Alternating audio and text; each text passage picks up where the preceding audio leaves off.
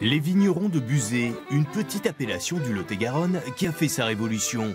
Ces quelques 200 adhérents se sont engagés autrement, dans la biodiversité et l'agriculture raisonnée.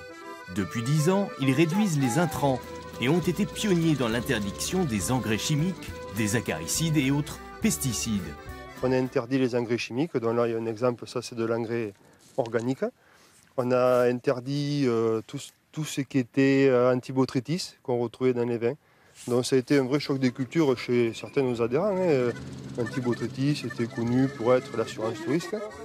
Une diminution des traitements et une nature qui renaît avec la tulipe d'Agen plantée au beau milieu des rangs de vignes. Des vignerons qui ont eu cette révélation d'installer aussi des nichoirs à oiseaux dans chaque exploitation. Sur ce vignoble, effectivement, nous travaillons beaucoup la biodiversité. On protège l'alouette Lulu, la chouette chevêche d'Athéna, effectivement.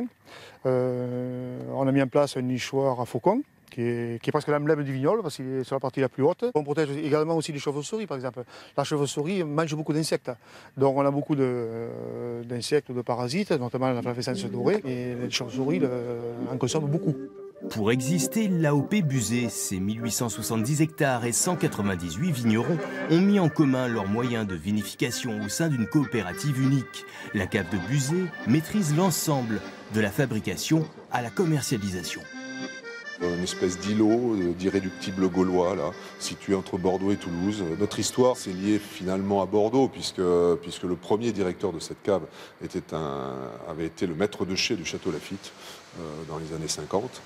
Il a évidemment amené un savoir-faire bordelais, donc c'est pour ça qu'on a aujourd'hui un vignoble qui est entièrement bâti sur le modèle bordelais. Avec une cinquantaine de commerciaux dans l'Hexagone, Buzet s'est imposé progressivement dans la grande distribution. 80% sont commercialisés en France, dans les restaurants et chez les cavistes, 20% en Europe, aux États-Unis et en Asie. Effectivement, la compétition est importante. Il y a plus de 400 appellations en France, mais il y a aussi à travers le monde des centaines de millions de bouteilles qui se commercialisent. Et donc il nous faut, nous, avec nos 12 millions de bouteilles, exister dans cet univers-là. Buzet, un vignoble toujours aussi populaire, qui mise depuis plusieurs générations sur la fidélité, avec un bon rapport qualité-prix de ses vins.